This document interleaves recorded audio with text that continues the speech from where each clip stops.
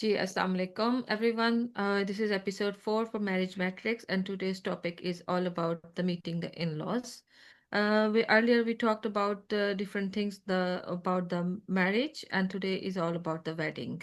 So let's start talking with Shanaz. Assalamu alaikum, dear sister Zara and listeners and viewers. So today's talk is around the discussion for the wedding. So it's not actually on the wedding day, it's how you're going to approach the wedding day. And now you've had your first meeting, you've seen the young lady or the young man, and you've decided, yes, we're definitely going ahead with this. So then it's final, and now you're going to keep meeting each other so you can discuss the future, you can discuss what's going to happen, you can discuss how we can move forward with this. Now, with any meeting that you have with your potential spouse and your potential in-laws and so on, one of the things that I often find with the Asian community is the fact that they're always late for everything.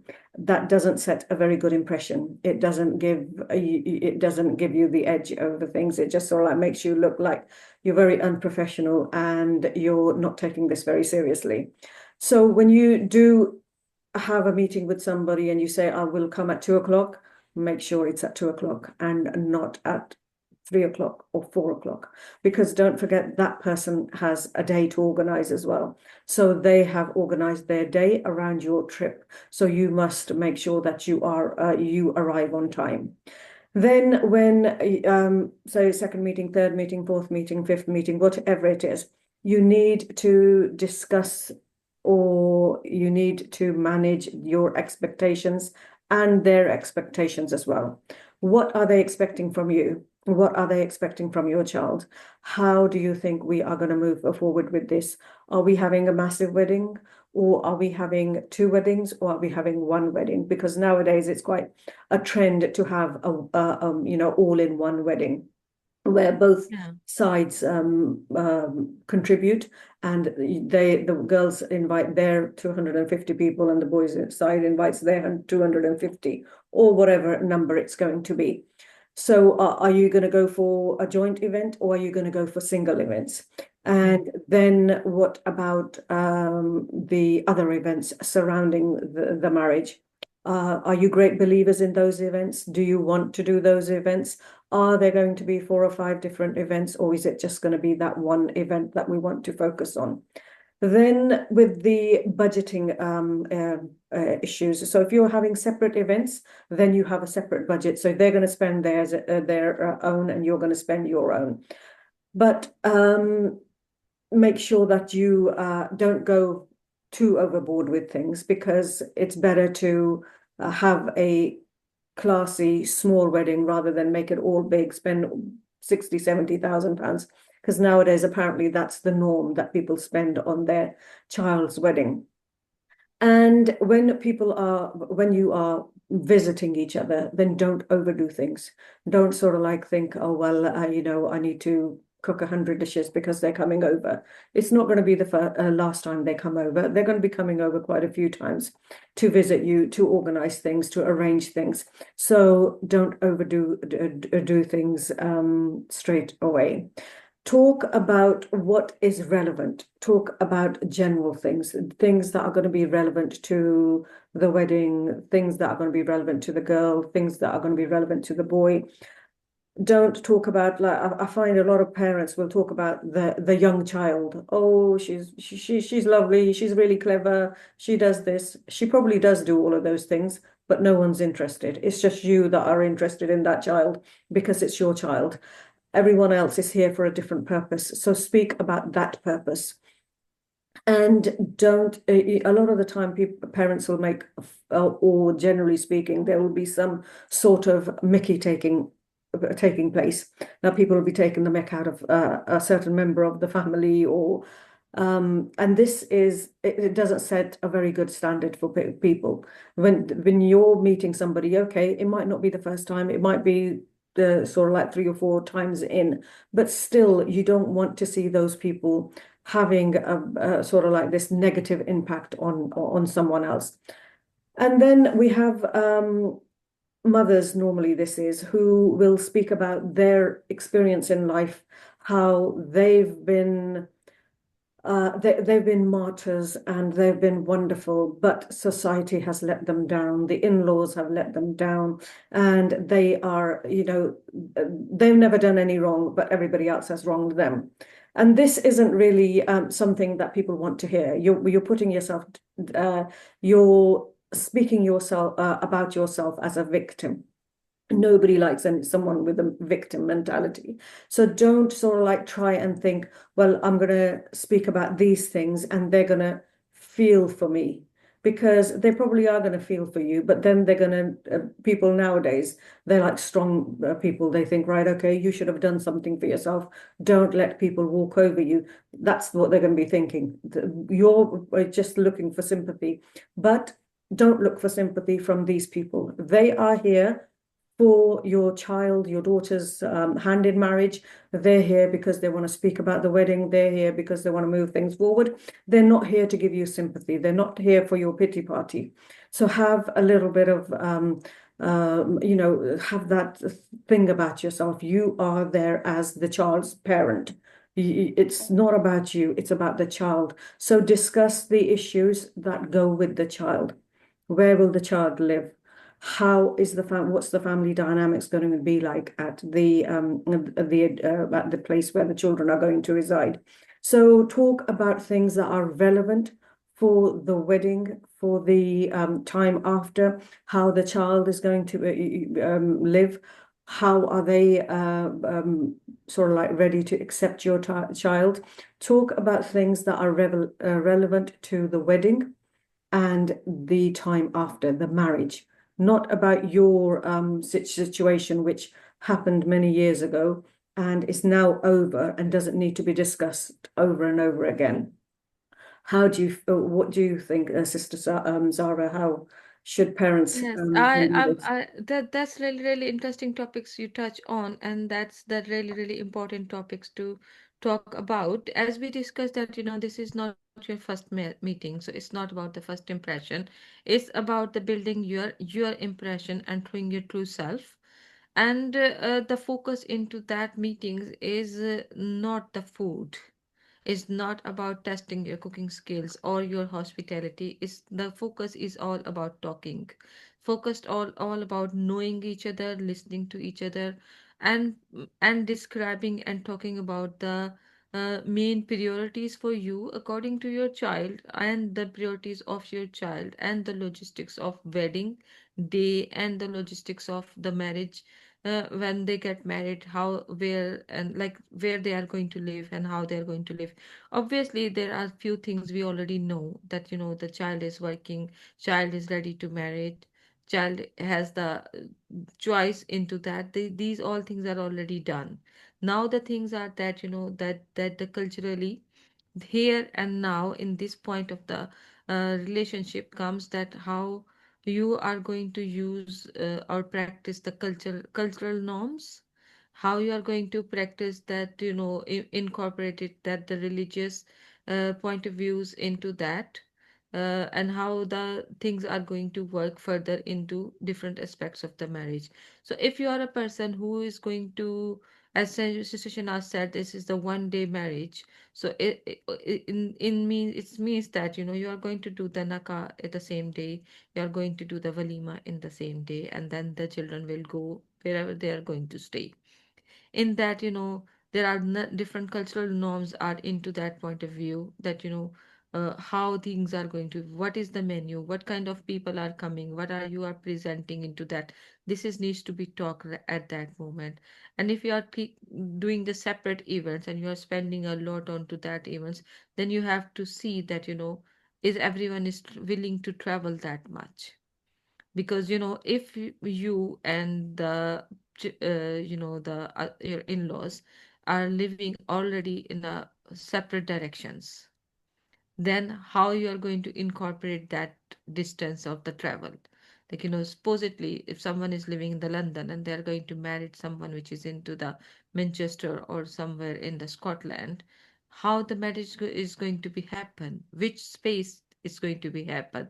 These are the talks you are going to do. These are the things, the practical things of the marriage and the wedding is going to be discussed. And then what kind of boundaries you are setting up in that communication. If you are not present as a mother or father, because you are busy in preparing and ordering foods and putting the foods on the table and asking the guest, do you eat? Or as elderly or the responsible grandparents or the prominent your figure in your family is just talking about the younger children or siblings or everyone or all the family experiences at that point. You are taking all that limelight, or you are taking all that space about rather than talking the things you need to talk. You are talking about all the things. I know we have to build up the conversation. We have to fill up the silences because this is how we culturally work. We talk about, but remember to give the space other person to ask you the question, and you must have think about the questions you want to ask. If you are a boy's side, do ask the girl that or the parents how she like to live in that, what kind of environment she feel easy into it, what kind of dressing she like usually do, or what kind of her choices around the things. And if you are a girl's parent, ask that boy about that, what are your likes and dislikes other than normal things. Just ask the deeper questions, how you like to spend your time, or how you like to if do you like that the small cultural what does it called, the rasmo rewaj, do you like the juta chupai, do you like the doodh play, or do you have any problem with doing these kind of activities? Because Hmm. there are two things are important. There's a mixed mingling, and there is a that more money involved into it, because the everybody want to have the fun and the music and everything. So these kind of things you are going to talk at that time.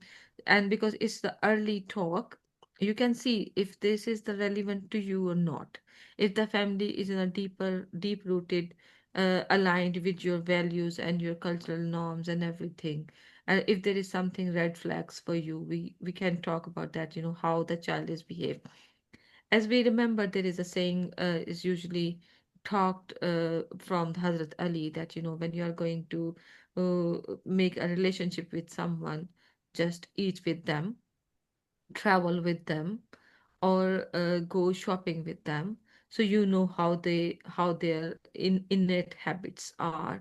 And if we work onto that, we are only focus on eating with them, and in that eating we are not or observing them, because we are not sitting there present there, we are cooking, or we Yeah. are putting Mhm. the things in there. So how Mhm. would you know that what are their habits are, or what kind of things we are looking for? That's what I think. What do you think, Sister Shanas? I think you've made some really good points there that with the Juta Chapai and don't let them in and all these rasams are very they're not from Islam, and I think they can be actually quite derogatory as well. And also there's other rasams like the kara for the mother-in-law and the bunde for the sister-in-laws, and none of these are from Islam, and it's a burden on the family. So they should be discussed. Are they your custom? And because they're not ours, so the family that's both of them need to sit down and discuss what are the customs in your family. Do you do the juta chupai? Do you do the the mother's has the curry and the sister has the bunde, and my parents have to pay for all of this. So the family should sit there and discuss these things. And then it's other things as well, other rasmo rivaj that sometimes you may be from Pakistan, but you've not heard of these. Like well, my parents were from Pakistan, but there are rasms that people tell me about that sometimes, like the weddings happened and there's been difficulties, there's been issues, and they'll come back and say, oh, Baji, they did this, and we didn't even know that this was the done thing. And one of the things was It was a daytime wedding, and after the wedding finished, so obviously what we do after the wedding's finished, bye bye tata, and we come home and rest. And what they said, the boys' family, oh well, the Barats come to this event, so obviously we've all eaten here. Now we're going to go home, and we've got other events, we've got other rivaj that we're going to do. And there's lots of rivaj that they mentioned. Obviously, I don't I'm not aware of fully. And then what are they going to eat? Because they're going to eat in the evening before they go home. So you should have given us a dig to take with us. So I was totally shocked at that, that no, we don't do this. In our families, we don't feed the barat at the event and then give food for the barat to have in the evening as well. So that was that's an eye opener. And there's other, like for instance, breakfast as well. So if your child is getting married in a different town, are you going to be dragging the breakfast from your town to that town for them to have breakfast? Is that part of your culture? Is that part of your rivaj? And so it's lots of different things that you really need to sit down and discuss. And even at dolkis and mendis, you find that if for, I always encourage people not to sing songs that are derogatory to the mother-in-law, derogatory to the sister-in-law, because it's not pleasant. It starts off with a unpleasant vibe. So if you are going to have mendis and dolkis, yeah, go ahead. It's up to you, but don't sort of like say horrible things to the sister-in-laws and the mother-in-laws and all of those. And that can really sort of like set a bad tone for the wedding. And then the next day you have the juta chapai, that can set a bad tone because you're not expecting that. And that's quite that taking someone's shoes is not a good thing to do anyway. So you should ask, is this something that you do? And even if it is something that you do, I think you need to sort of like think of something else, or not have that rasam because it's just, or don't let them in until they give you some money. So it's all of these. This is why you need as many meetings as possible. So you can discuss these things. You can discuss what is it that you do. How many talking are you going to have? How many mendis are you going to have? Are we expected to come to all of those? Because you can have as many talkies as you like in your own home. But if we have to come to all of those and we have to bring our guests, then that also puts a pressure on your guests as well because they have to have a new suit. Well, especially the women, they have to have a new suit every time they go to the mendi, every time they go to the dolki, every time they go to the manyo. So if you're having 8 or 9 occasions, not only are you burdening yourself with the costs, but you're burdening your guests as well. So this is something that you need to discuss. If you're having it on a small scale with your close friends, then that's up to you and your family. But don't burden the other family with your rivaj, so to speak. And rivaj, of course, if you feel that you can't do without them, then go ahead, but discuss it with each other.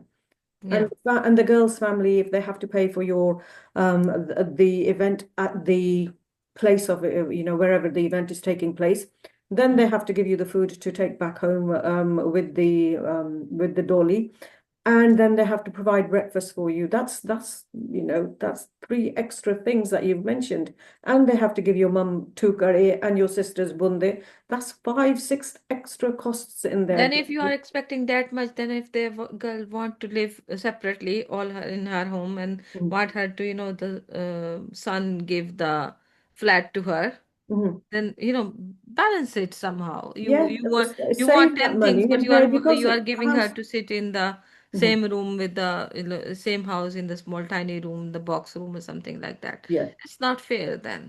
And then we're talking of box rooms and so on, you need to discuss what room the bride is going to have, because she might have so much stuff. Where is she going to put it?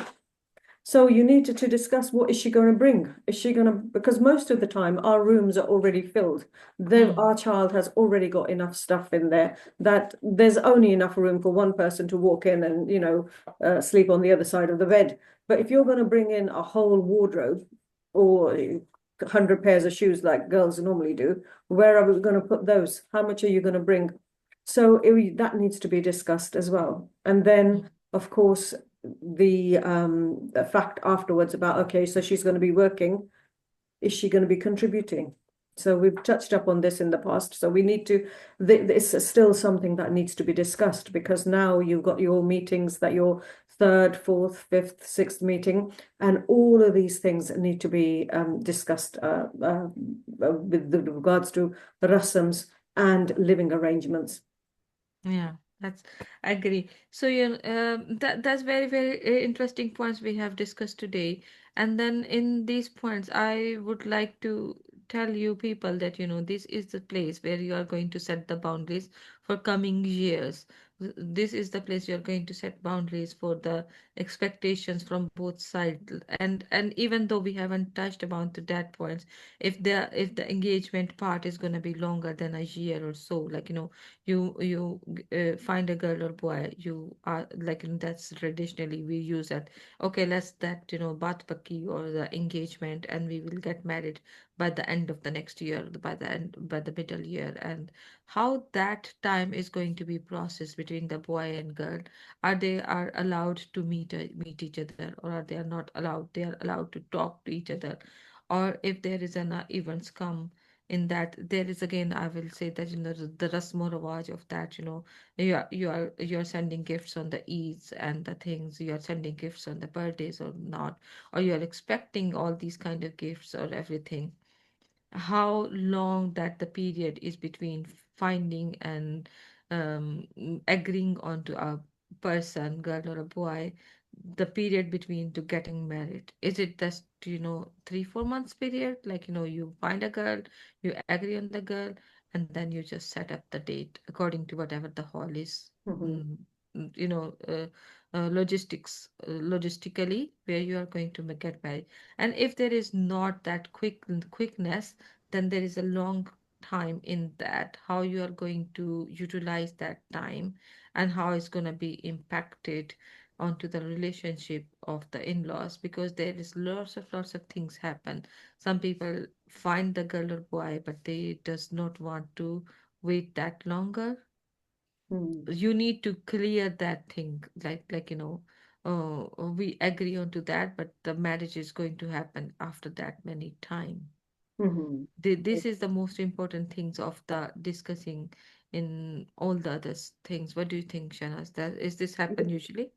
These are things that do need to be discussed, especially are the boy and the girl allowed to speak to each other? Are they allowed to go out?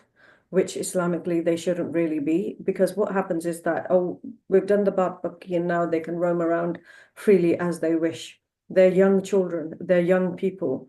They obviously don't realize the vastity of um, the impact that they could have on each other when they are out together.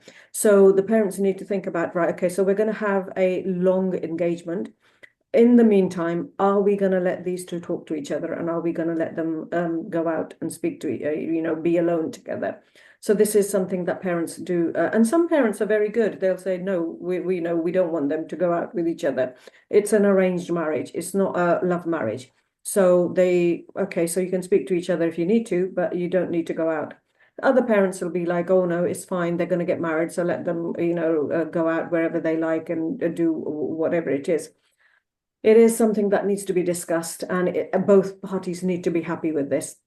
And then, whatever suits them. But it is, I think there's discussions that need to be taking place about every single aspect of that boy and that girl, for not just the wedding day, but for the after events as well, for the life events after that.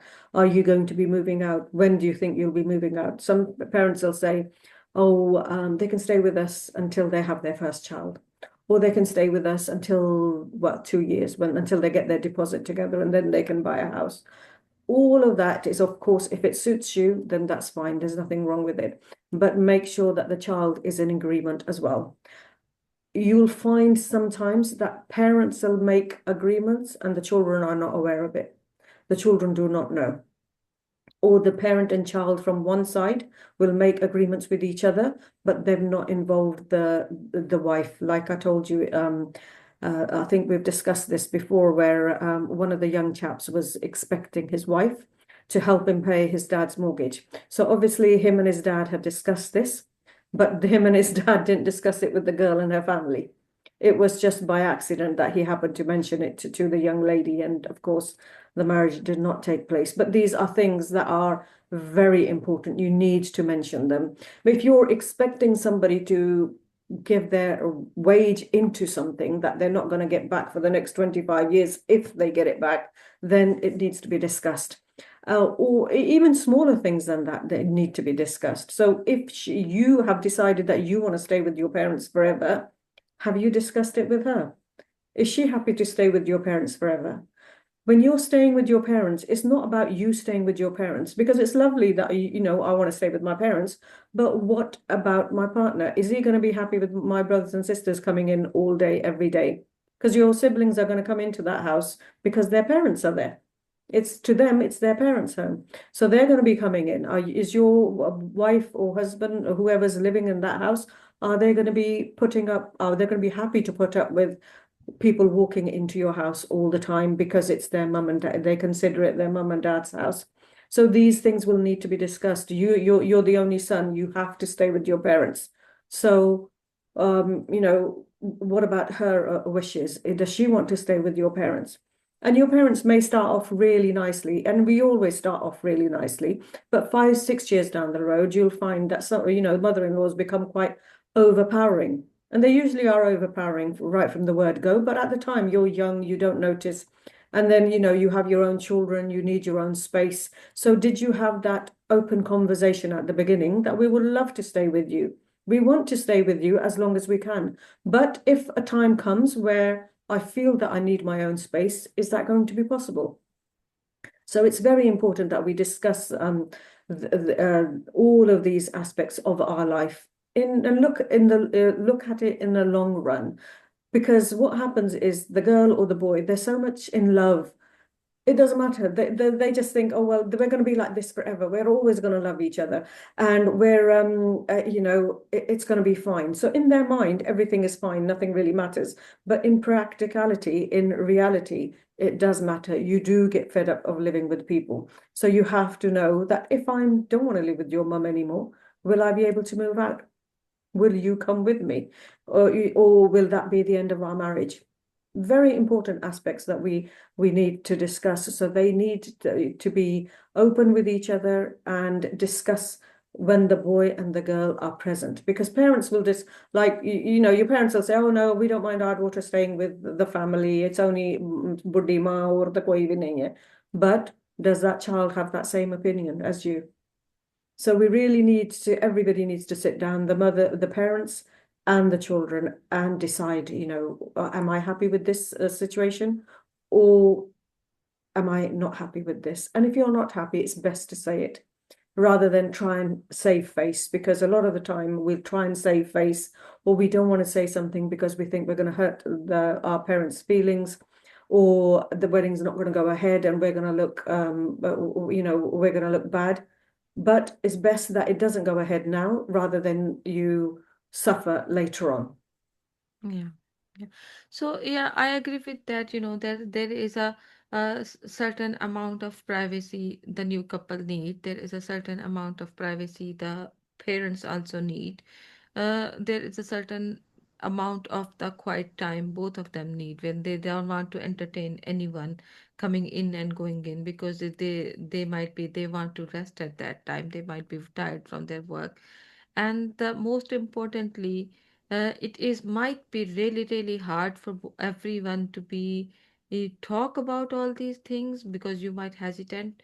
I will say that, as much as you can be true to yourself and true to the perspective in coming relationship with the people who are coming into your life, the transparency is the most important, and the being truthful is more important. I know maybe you are never think about that questions. Maybe you never, you always think, these are not big deals. Maybe today these are not look like a big deal and you are ready to work around that. But these small things are basically filling up your cup.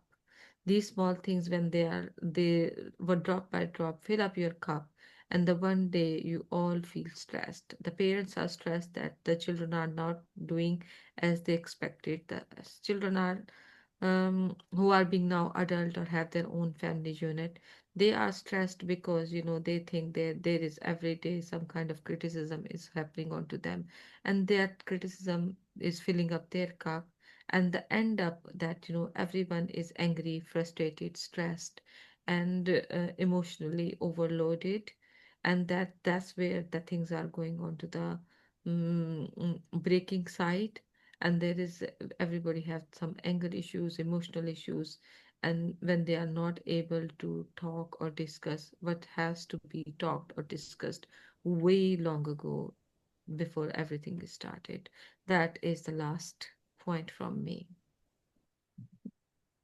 Yes, Senas, what is your last words before My ending last this? point is talk, talk, and talk some more, because that's the way you're going to get your answers. That's the way you're going to make it known that this is what I want. And then, obviously, if there's a compromise that needs to be reached and you're comfortable with it, then that's fine. If you're not comfortable, then obviously you need to look at other options as well. And don't ever feel that, oh, if this Rishta is declined or denied, that nothing else will ever happen for me again. Because I often find people will think, oh, well, I just went ahead with it, Auntie, because I thought if I don't do it this time, I'll never do it. Don't feel like that, because it's just one of these things that you have to be in your mind. You have to know that you've given it your best shot, and you've discussed everything. You've mentioned everything. Everything seemed fine at the time, because later on lots of other issues will come up as well. So you can't have those issues, including the issues or the reservations you had at the beginning. So talk and talk some more. That's my last point for you. Yes, thank you very much for joining us here. See you next week. Take care. Bye bye. Exactly. Thank you for Hafiz. that. Bye.